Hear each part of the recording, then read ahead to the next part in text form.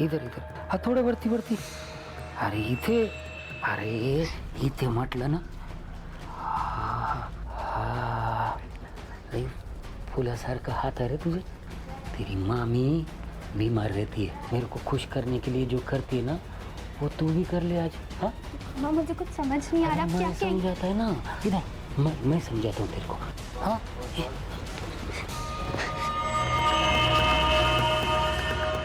बिना पानी के रावस मासड़ी, जितना तड़पेगी उतना ही मजा आएगा.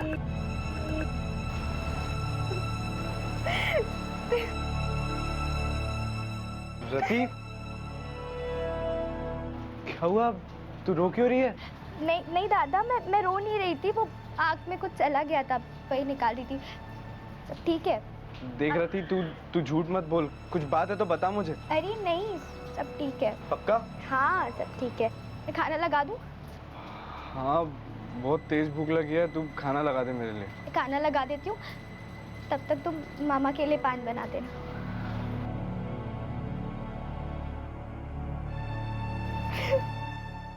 बुगडी माझी सांडली ग, जाता साताऱ्याला, हो जाता साताऱ्याला.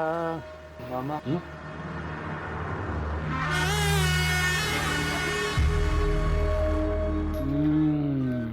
वाह, लय जकास पान बनवतो सर. जेवलास का? जा तू खाना खा, रति को इधर भेज दे. वो पैर दबाती है ना तो बहुत अच्छा लगता है.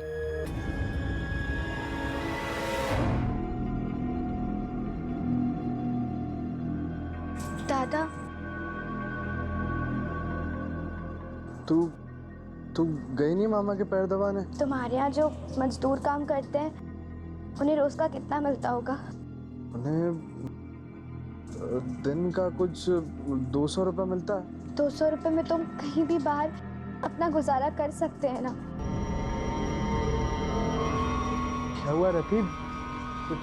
कुछ बात है क्या? दादा मुझे यहाँ नहीं रहना. मुझे मामा के पैर नहीं दबाने. मुझे यहाँ नहीं रहना है.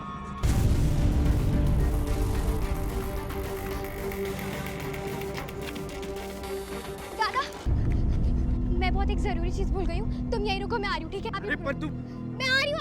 अब यहीं रहना, मैं आ रही हूँ.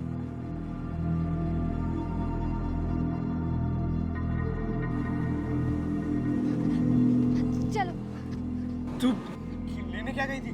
मैं आपको सब बाद में बता दूंगी. अभी आप चलो. फिर हम नासिक चले गए.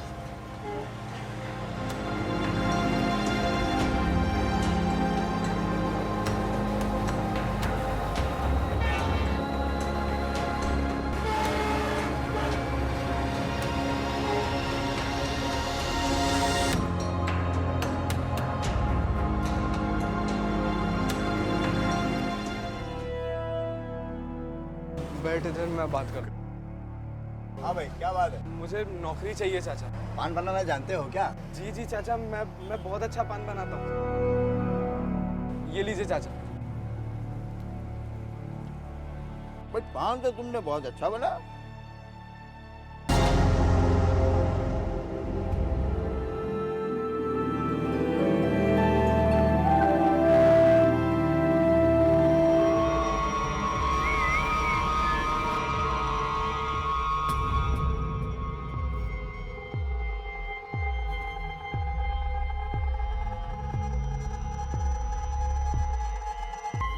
बेटा रंजन, जी चाचा.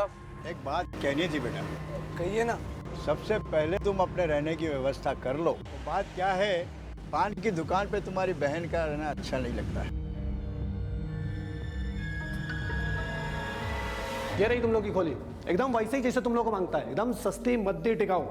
देख लो, है ना रापचिक एकदम. भाई वो भाड़ा कितना होगा? देख भाड़ा तो वैसे मैं 1200 रुपये लेता है, लेकिन तुम लोग क्या, अभी मेरे को अच्छा लगा, 1000 रुपये ले लेगा. लल्लन भाई वो पैसे अभी नहीं हो पाएंगे, कुछ टाइम बाद देंगे तो चलेगा. अरे यार तेरे से पैसा मांगा क्या मैंने भी? हाँ देख, तुम लोग बहुत अच्छा लड़का है, तो इसलिए मन लगा के काम पर, सिर्फ काम पे ध्यान दे. पैसा तो क्या आता जाता रहता है। भाई वो मुझे ना चाचा की दुकान पे जाना है। मैं हाँ तू निकल, देख क्या है, काम पे जल्दी जाने का, काम की इज्जत करनी। हाँ तू निकल। ठीक है भाई, चल रहती है, मैं जाता हूँ, है ना। मैं शाम को लौटूंगा तो अपन घर जमा लेंगे, ठीक है। और देखो जो कुछ भी लगे तो तू लल्लन भाई को बोल देना।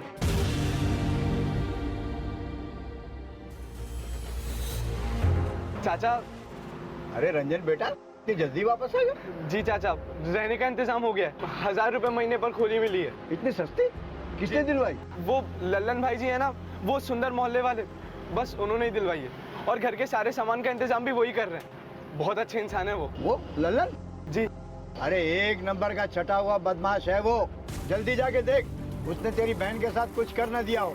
जा भाग, जल्दी जा।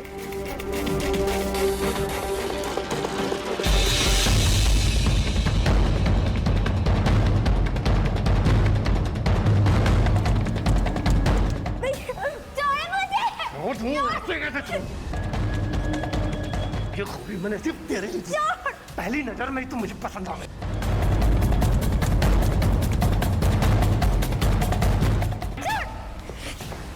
तो मेरे साथ लल्लन के साथ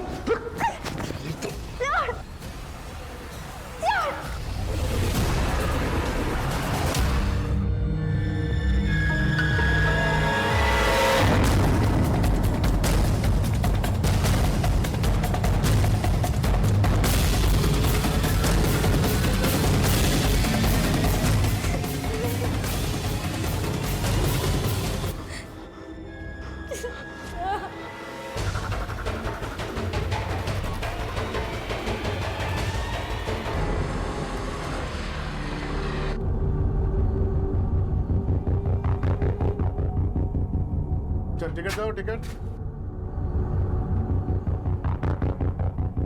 अरे टिकट देखो आपका। चलो ठीक है। तुम लोगों का टिकट? सब वो टिकट तो नहीं है। तो फिर कैसे चलेगा? पेनल्टी भरना पड़ेगा ना।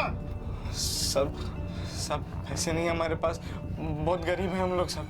तेरे जैसे और 2-4 गरीब आ जाए तो फिर मुझे घर बैठना पड़ेगा। राजने, तो इसको संभाल, मैं लड़के को अगले कंपार्टमेंट में ले चलता हूँ लेडीज के। चल अरे चलो मेरे साथ चलो। अरे फिकर मत कर। ए, तू चुपचाप बैठ इधर। सब मेरी बहन है सब। तेरी बहन उधर लेडीज कंपार्टमेंट में, तू इधर बैठ।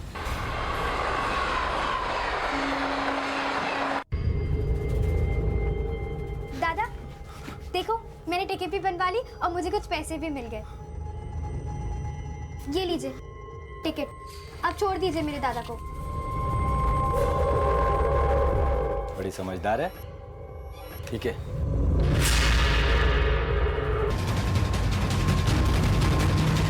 कहाँ से लाई तू ये पैसे? बता कहाँ से लाई? कहाँ से लाई ये टिकट? दादा दादा मेरी बात तो सुनो। तुमने दादा इज्जत क्यों में मेरी इज्जत डुबा दी? दादा मेरी बात सुनो।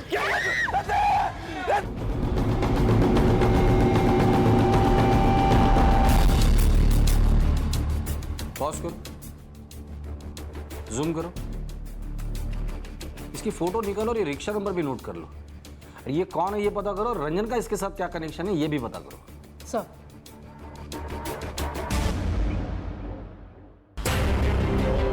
ये आदमी जब तुम्हारे ऑटो में आके बैठा था तब तुम ही ऑटो चला रहे थे ना? सब पर मैंने कुछ नहीं किया साहब। कोई बात नहीं, डरो मत। हमें सिर्फ इतना बता दो कि तुमने उस आदमी को कहाँ छोड़ा था? सर सिटी लॉज में छोड़ा था। City laws?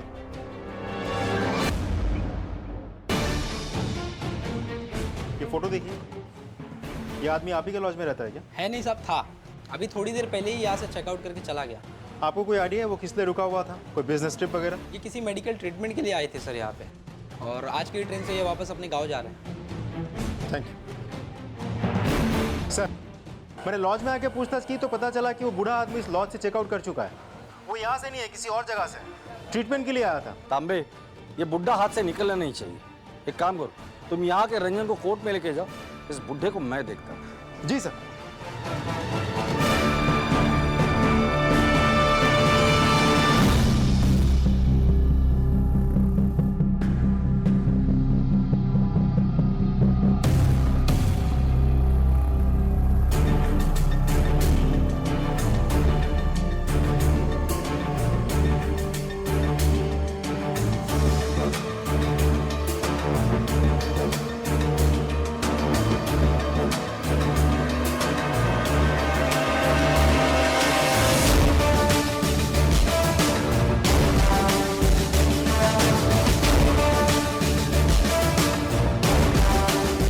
रंजन से मिले बगैर ही जाओगे? अब मुझे क्यों बिठा के रखा है? ऐसे ही भोले भाले आदमी देखा और सब बता दे। पहले अपने बारे में बताओ, कौन हो, कहाँ से आए हो, और मेरे पुलिस स्टेशन के बाहर रंजन के बारे में क्यों पूछताछ कर रहे थे? वो इगतपुरी गांव, उसका सरपंच हूं मैं। वो चाय की टपरी पर चाय पी रहा था तो देखा कि आप किसी बच्चे को पकड़ के लेके जा रहे हैं। गरीब भोला भाला लग रहा था तो सोचा चला पूछ लूं उसके बारे में, बस। पूरे पुलिस स्टेशन में वही एक मासूम चेहरा तुम्हें दिखाई दिया? एक दो कांस्टेबल भी है मासूम चेहरे के, उनसे मिला दूंगा ना, सारी सरपंची बाहर निकल आएगी। सच सच बताओ। साहब मैं क्यों झूठ बोलूं? मेरा क्या लेना देना उससे? अरे खड्ड्यात गेला ना तो मला काय करायचंय? नीपा, इसे जानते हो? ये फोटो आपको कहाँ से मिला? ये तो मेरी बहू थी। बहू थी? थी मतलब? सब अब वो इस दुनिया में नहीं है, ये मर चुकी है साहब, मर चुकी है। 8 साल पहले? नहीं साहब, ये 6 महीने पहले अभी।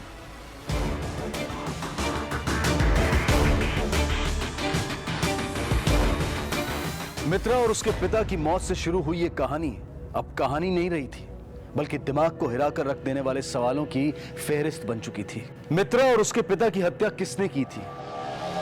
क्या रंजन का इन सब से कोई संबंध था? जब रंजन ने अपनी बहन को 8 साल पहले ही चलती ट्रेन से धक्का देकर मार दिया था, तो फिर सरपंच कैसे कह रहे थे कि वो उनकी होने वाली बहू थी? ये तो मेरी बहू थी, मर चुकी है साहब। और वो 8 साल पहले नहीं, बल्कि सिर्फ 6 महीने पहले मरी थी। क्या सरपंच झूठ बोल रहा था? लेकिन जब उसने कुछ गलत किया ही नहीं था, तो झूठ बोलकर उसे क्या हासिल होने वाला था? या फिर कहीं ऐसा तो नहीं था कि रंजन ने अपनी और अपनी बहन की जो कहानी पुलिस को सुनाई थी, वो झूठी थी? आत्मा थी, मैं सच कह रहा हूँ, मेरा विश्वास कीजिए। मैंने अपनी बहन को मार डाला। इन सारे सवालों के जवाब हमें मिलेंगे कल इस केस के दूसरे और आखिरी भाग में। अब मैं अनूप सोनी आपसे विदा लेता हूं, फिर मुलाकात होगी। तब तक अपना और अपने परिवार का ख्याल रखें और देखते रहें क्राइम पेट्रोल डायल 100। 1.25 को सीख हम सबको। जय। आपका नौकर हूँ, आपके इशारों पर नाचने वाला कुत्ता नहीं।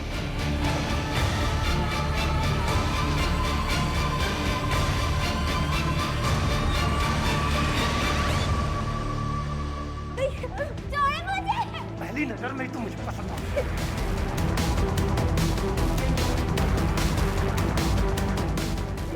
मेरी इज्जत डुबा दी। ये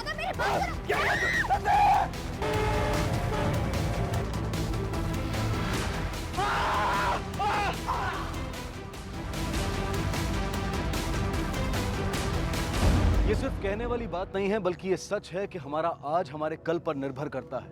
हमारा चरित्र, हमारा आचार विचार, हमारा व्यवहार हमें दिए गए संस्कारों और हमारे अनुभव पर आधारित होता है। आज जो केस हम आपको दिखाने जा रहे हैं, वो आज और कल 2 एपिसोड्स में दिखाई जाने वाली एक ऐसी सनसनीखेज कहानी है जिसमें पुलिस को अपराध को समझने, उसकी गहराई तक जाने और सच्चाई का पता करने के लिए न सिर्फ बीते हुए कल को खंगालना पड़ा, बल्कि बरसों पुरानी साजिशों, घटनाओं और दुर्घटनाओं को भी समझना पड़ा, ताकि वर्तमान में हुए अपराध की गुत्थी को सुलझाया जा सके।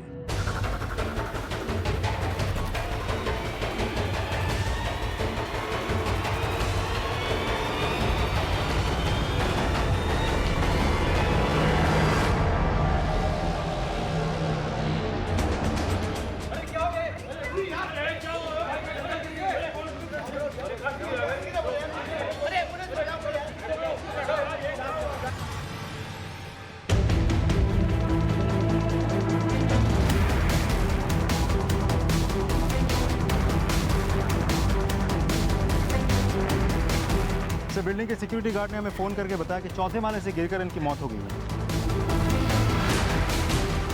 कौन है? सर, मृतक का नाम असीम पांचाल है।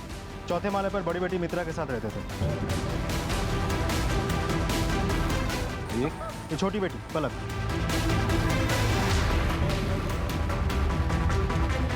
सर, फोर्स एंट्री का कोई भी निशान नहीं है, लूट भी नहीं हुई है, हर चीज़ अपनी जगह पे है और कैश को भी हाथ नहीं लगाया गया है। ठीक है, तांबे, ये मित्रा और उस लड़के को अंदर बुलाओ।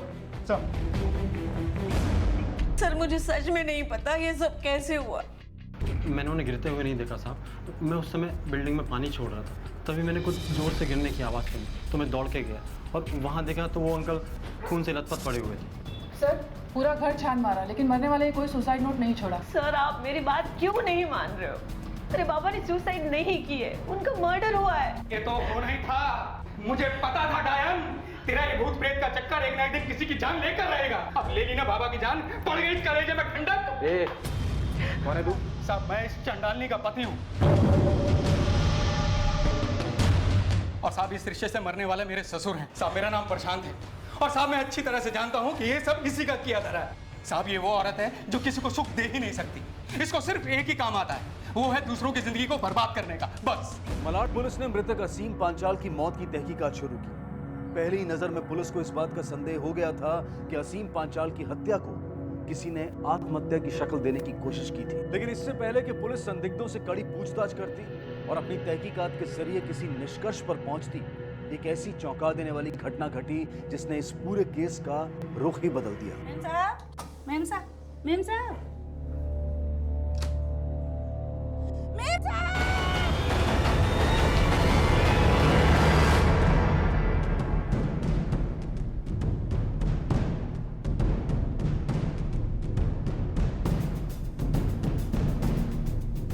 सर जिसने भी मारा है बड़ी बेरहमी से मारा है।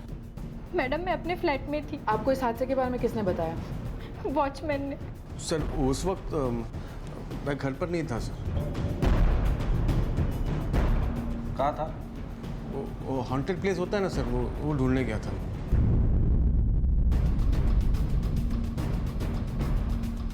नहीं साहब, मैंने तो कुछ ऐसा नहीं देखा जिसे देख के मुझे शक हो। सर ये पान वाला है ना, ये मेरे को बता रहा था एक लड़की है ना डेली आती जाती रहती।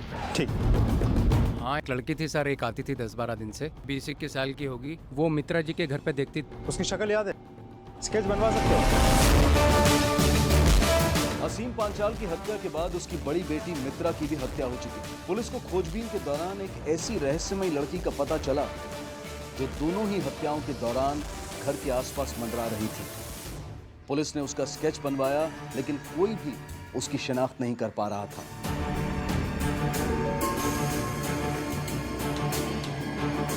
क्या इस रहस्यमयी लड़की का सच सामने आएगा? और इस लड़की का इन दोनों हत्याओं से क्या संबंध है? क्या पुलिस ये कभी जान पाएगी? इस लड़की को जानती हो? नहीं सर, मैं इसे नहीं जानती। नो सर, मैंने इसे कभी नहीं देखा। ये आपको कहाँ से मिला सर? तू जानता है इसे? नहीं, मैं जानता नहीं हूँ सर, ना मैं इसको कभी देखा हूँ। पक्का? हाँ।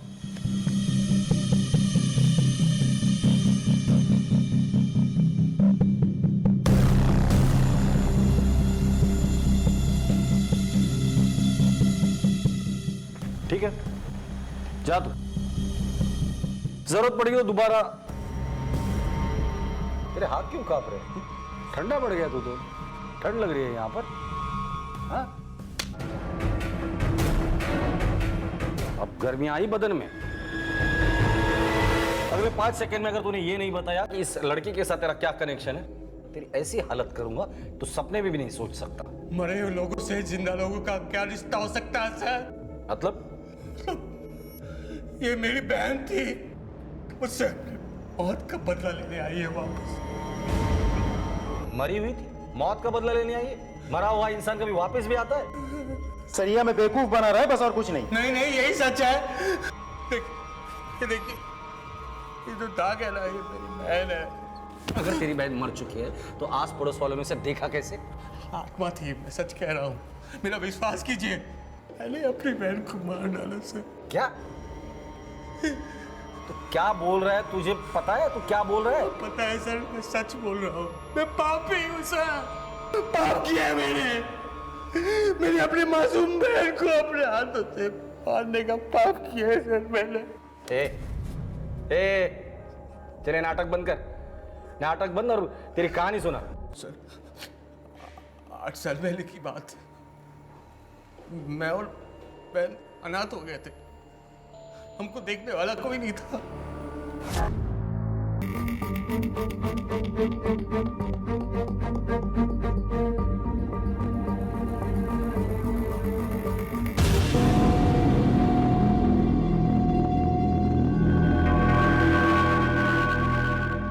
वो कल जिस लड़की का मैंने टिकट कराया था उसको कहीं देखा क्या आपने? रति? अरे मुझे क्या पता होगा मैडम, वो उसका भाई वहाँ बैठा है, उससे पूछो, पता करो। सुनो सुनो, तुम रंजन हो ना? रति के भाई? आप कौन? मैं वो कल टीसी जब उसे रति को हमारे कंपार्टमेंट से लेके जा रहा था तब मेरा बच्चा गिरने को था, रति ने बचाया था। बहुत ही अच्छी लड़की है। मैंने तुम दोनों की टिकट भी ली थी और उसको कुछ पैसे भी दिए थे।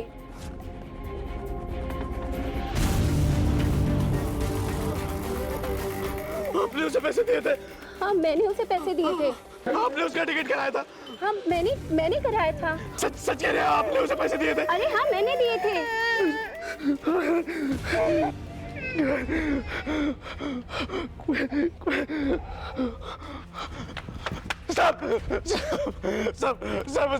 सब ये गाड़ी वापस ले लो सब। सब मेरी बहन वापस। आपके साहब कभी गाड़ी वापस जाती है? मैं फॉर्मर था साहब। मेरी पागल ही है। मेरी बहन वापस। कहाँ से चले आते? साहब मेरी बहन वापस है साहब।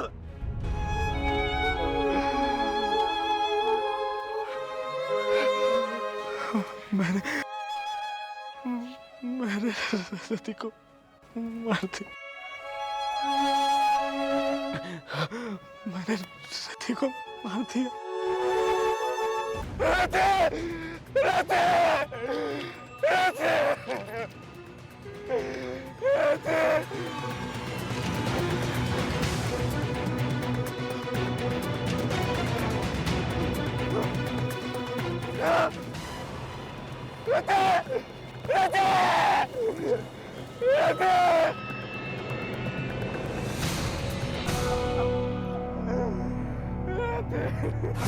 अरे नहीं दादा, मैंने बोला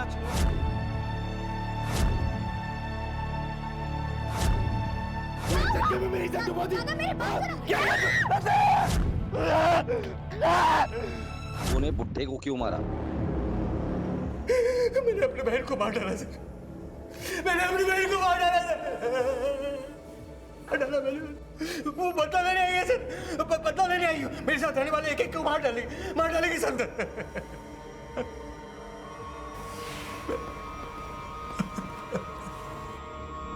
एक भाई का अपनी छोटी बहन को चलती ट्रेन से धक्का दे देना, और वो भी सिर्फ एक ऐसे शक की बुनियाद पर जिसका कोई सबूत मौजूद नहीं था, ये ना सिर्फ दुखद था बल्कि दुर्भाग्यपूर्ण भी।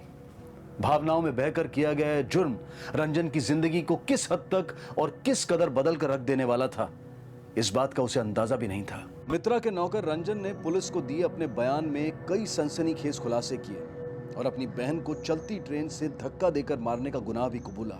मगर यहां सवाल यह था कि क्या रंजन सच बोल रहा है या कोई मनगढ़ंत कहानी सुना रहा है, क्योंकि जिस लड़की को वो अपनी बहन बताकर मारने की बात कर रहा था, उससे मिलती जुलती शक्ल वाली रहस्यमयी लड़की को कई लोगों ने मित्रा के घर के आसपास देखा था। रंजन आखिर किस प्रतिशोध की बात कर रहा था? और अगर ये मान भी लिया जाए कि रंजन की बहन जिंदा है, तो उसने मित्रा और उसके पिता की हत्या किस वजह से की? उनसे तो उसका दूर दूर तक कोई रिश्ता नहीं था और ना ही वो उनसे कभी मिली थी। रंजन के मुताबिक उसकी बहन 2009 में मर चुकी थी, तो फिर 2017 में इन घटनाओं के होने के पीछे कौन सा रहस्य छिपा था? क्या 2009 की घटना और 2017 में हुई इन घटनाओं के बीच कोई संबंध था? कोई मरा हुआ इंसान वापस कैसे आ सकता है? लेकिन सर, एक प्राइम सस्पेक्ट अपने आप को एक खून से बचाने के लिए दूसरे खून का कन्फेशन क्यों करेगा? रंजन जिस जगह का जिक्र कर रहा है, ये बात रेलवे पुलिस से भी कंफर्म कर लो। सर। यस सर, मैं अभी रजिस्टर चेक करके बताता हूँ, ऐसा कोई केस हमारे यहाँ रजिस्टर है क्या नहीं।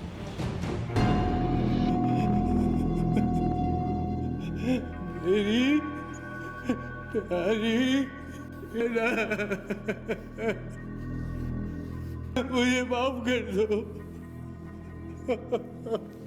मुझे माफ कर दो मेरी, माफ कर दो। मित्रा के नौकर रंजन के द्वारा दिए गए बयान की सच्चाई को जानने के लिए पुलिस ने न सिर्फ रेलवे पुलिस से पूछताछ की, बल्कि उस घटना स्थल का भी मुआयना किया जहां रंजन के अनुसार उसने 8 साल पहले अपनी बहन को चलती ट्रेन से धक्का दे दिया था, लेकिन पुलिस के हाथों कोई सुराग नहीं लगा। क्या पुलिस इन हत्याओं का सच सामने ला पाएगी? क्या उस रहस्यमयी लड़की का पता चल पाएगा?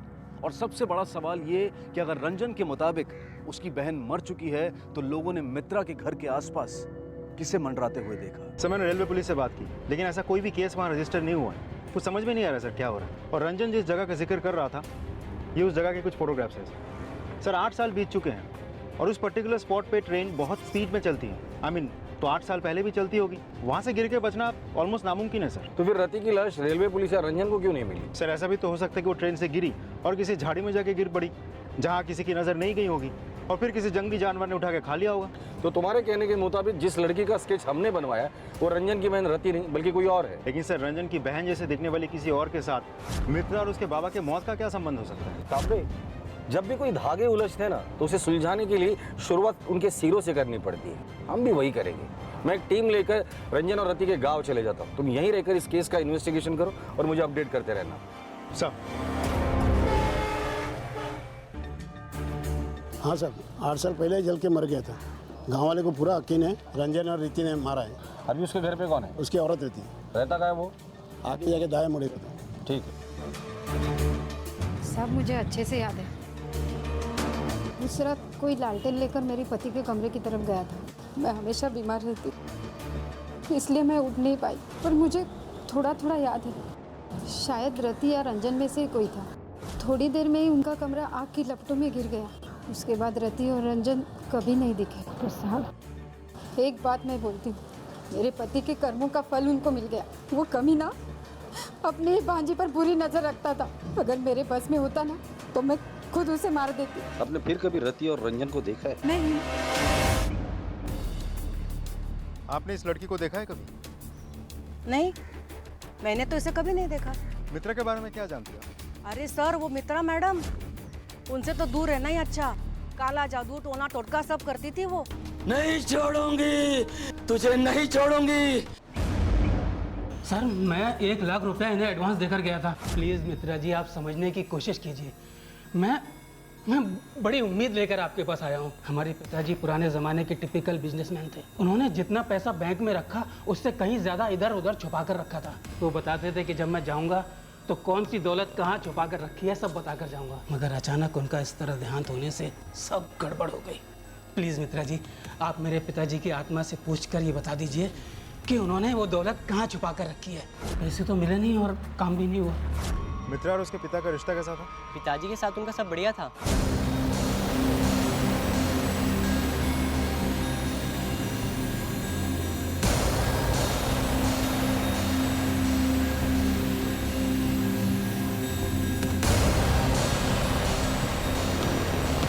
लेकिन उनके नौकर के साथ उनका कुछ दिनों से झगड़ा चल रहा था।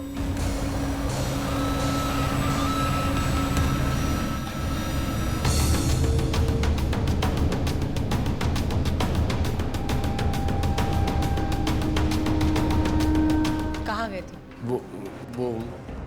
मैं क्या वो मैं? सीधे सीधे बताओ, देर रात कहाँ थे? आपको उससे कोई मतलब नहीं है। मुझे मतलब है, बताओ कहाँ गए थे? आपका नौकर हूँ, आपके इशारों पर नाचने वाला गुड्डा नहीं। मैं कहाँ जाता हूँ, किससे मिलता हूँ, कहाँ से आता हूँ, इससे आपको कोई लेना देना नहीं होना चाहिए।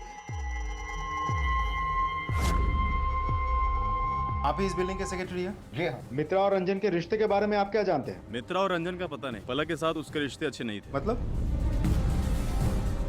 उनके बाबा की मौत के बाद प्रॉपर्टी को लेकर दोनों बहनों में बहुत झगड़े चल रहे थे। हर चीज पर हक जताना छोड़ दो दीदी। मैं इतनी पागल नहीं हूँ कि जो इतनी आसानी से सब कुछ भूल जाऊंगी। जिस चीज पर सिर्फ मेरा हक है ना, उसे मैं ज्यादा दिन तक आपके पास रहने नहीं दूंगी।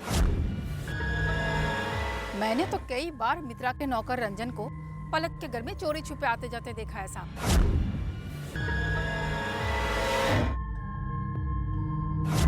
मुझे तो लगता है जरूर कोई चक्कर है।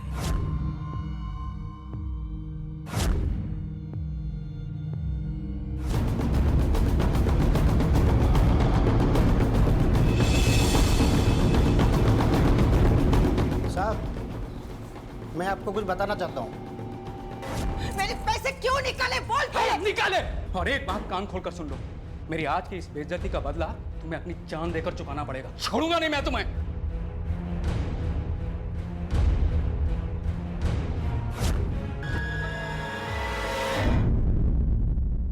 तुम्हारे पास अपने बाबा और अपने बहन को मारने के सारे मोटिव्स मौजूद हैं। पहला, मित्रा के मरते ही तुम्हारे और रंजन के बीच के रिश्ते के कांटा साफ। दूसरा, अपने पिता के सारे प्रॉपर्टी की अकेली मालकिन तुम, मतलब प्यार और पैसा दोनों अपने हाथ, जो खून से रंगे हैं। बस कीजिए, भगवान के लिए बस कीजिए। ये सच नहीं है, मैंने अपनी बहन को नहीं मारा। मुझे सब में मत फंसाइए, मैं सच कह रहा हूँ, मैंने उसे नहीं मारा। हो सकता है उसका अपने यार से कुछ लफड़ा हुआ हो और उसी ने उसे मार दिया हो। कौन यार? वो रंजन है।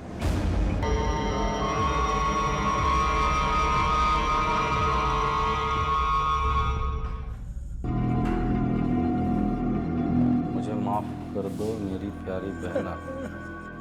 उठ उठ। पहले तूने मामा को मारा, फिर मित्रा के बाबा को मारा और फिर मित्रा को मारा। अब मुझे सब सच सुनना है। चल बता, सच क्या है? अरे बताया तो था साहब आपको। मेरी बहन की आत्मा ने मारा है सबको। घर से भागे थे तो रति कुछ देर के लिए वापस घर लौट के गई थी। दादा, मैं बहुत एक जरूरी चीज भूल गई हूँ, तुम यहीं रुको, मैं आ रही हूँ, ठीक है? पर शायद वो बदला लेने के लिए गई थी सर। जैसे उसने मामा को मारा उसी तरह मित्रा उसके पापा को मारा होगा सर। अब मुझे मार देगी सर, मुझे मार देगी।